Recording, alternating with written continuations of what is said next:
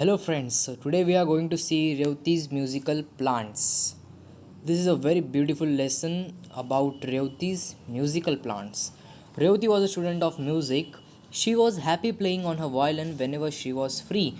Revti was a student of music. वो student थी music के क्लासेस म्यूज़िक करती थी वो. She was happy playing on her violin.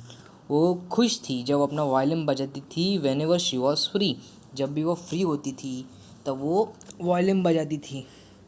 There was a small open courtyard in front of her house. वहाँ के सामने छोटा सा कोर्ट यार्ड था उसके घर के सामने. With a small cement bench, छोटा सा सीमेंट का bench. She would sit on the bench and practice on her violin. There were a few potted plants in the court yard. वहाँ पे पॉट में प्लांट्स लगाए हुए थे थोड़े से कोर्ट यार्ड में उसके.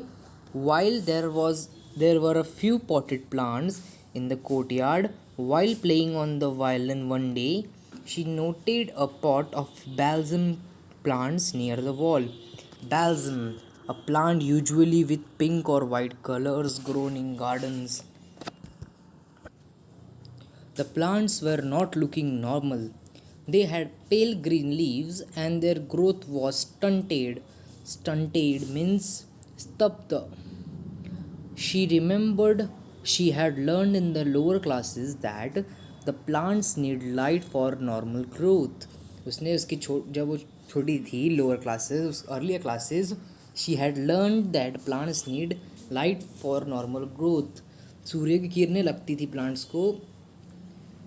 She shifted the pot to the center of the courtyard while there was ample sunlight. Where there was ample sunlight, ample, plenty of sunlight. While shifting the pot, an idea struck Revti. Why not participate in the best plant contest, which was to be held in her colony a few weeks later? क्यों ना अपन उस participate करें best plant competition में, ऐसा रेवती ने सोचा. Which was to be held, जो होने वाला था उसकी कॉलोनी में फ्यू वीक्स लेटर, थोड़े हफ्तों बाद. Then and there she decided to participate. वही के वही उसने सोचा कि अभी अपन पार्टिसिपेट करेंगी. दस making up her mind she watered the plants and sat down on the bench and started playing her violin. Just making up her mind, जैसे उसने अपना माइंड बनाया. शी वाटर्ड द प्लांट्स, उसने पानी दिए पौधों को. And sat down on the bench, bench पे आके बैठी. And started playing her violin, और उसने अपना वायलिन बजाना शुरू किया. She was very fond of the Raga Mohanam. She was very fond of the Raga Mohanam. She played the raga for some time and then went in for her studies. This is type of song, Raga Mohanam. Every day, Revati would sit on the bench and watch her potted plants. They were growing well and looking healthier than the other plants. In the far end of the courtyard, one day, as she was playing, she noticed a movement in her potted plants. एक दिन जब वो अपना violin बजा रही थी, उसने देखा कि जब पॉटेड प्लांट्स थे उनमें कुछ मूवमेंट्स हो रहे थे. They were slowly moving their stems, bending slightly towards her. वो अपने स्टेम्स हिला रहे थे और धीरे धीरे बेंड हो रहे थे उसके तरफ. She wondered why they were moving as there was no breeze. वो क्यों मूव कर रहे पर वहाँ तो हवा ही नहीं चल रही थी. It struck her as odd, to seem very strange, surprise. विचित्र लग रहा था उसको. The next evening too she played on her violin as usual and watched the potted plants with care. फिर नेक्स्ट इवनिंग दूसरे ही शाम को फिर से उसने अपना वायलिन बजाया रोज की तरह and watch the potted plants with care. और फिर देख रही थी उस पॉटेड प्लांट्स को, बारीकी से देख रही थी. After some time like the previous day, थोड़ी देर बाद जैसे कल हो रहा था previous day, there was a definite movement in her move plants. वही मूवमेंट हो रहे थे उसके प्लांट्स में.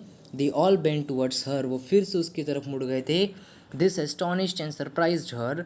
That date also there was no breeze, उस दिन भी वहाँ हवा नहीं थी. Revati sat on the bench and played a different tune. वो बेंच पे बैठी और अलग ट्यून बजाया. One with a quick rhythm.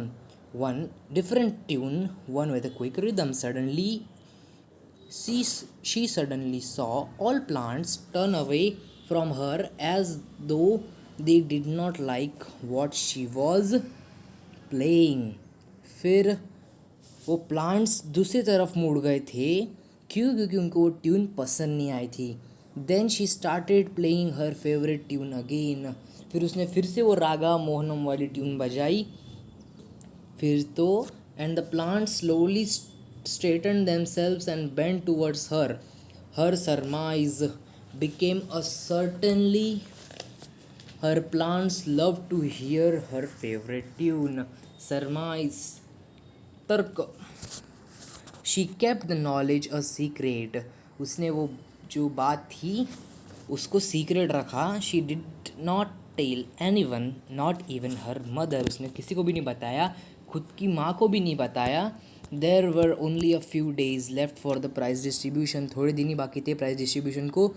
To her great surprise, Revathi found her potted plants not only taller and healthier than other balsam plants, but that they had started flowering a few days earlier than the other plants. वो flowering होना शुरू हो गया था थोड़े दिन पहले ही दूसरे प्लांट्स से। The flowers were big and brightly coloured.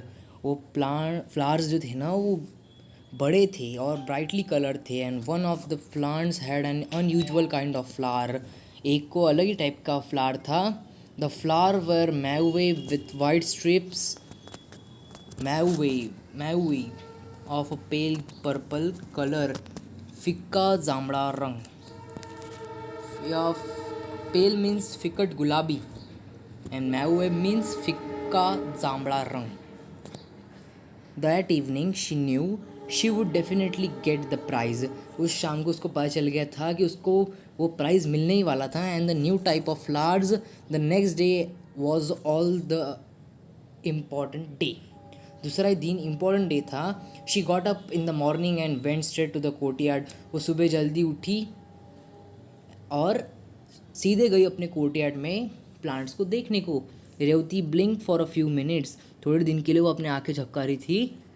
For there was neither the pot nor the plants. वहाँ ना पॉट था ना उसका प्लांट था उसमें का। She look to see if someone had moved the pot. She look to see, वहाँ देख रही थी किसने वो पॉट हिलाया क्या इधर से उधर। She searched all over. She asked her mother. Her mother said she knew nothing इधर अबाउट द पॉट और द प्लांट्स। उस मम्मी ने बोला कि मुझे ना पॉट के बारे में पता है ना ही प्लांट के बारे में। Some of the neighbours had been to their house the previous afternoon. कोई मतलब उसके घर के पाहुने जो थे, बाजू बाजू के नेबर्स जो थे उसके घर के, वो एक दिन पहले ही शाम में आए थे घर में। And had remarked at the beautiful flowers and the healthy looking plants in the pot, but later she had been busy inside the house and had been not to the courtyard. फिर वो busy हो गई थी घर के काम काज में and had been not the courtyard. Courtyard आई नहीं थी। So friends, this is the first part. I will make the second video for the second part.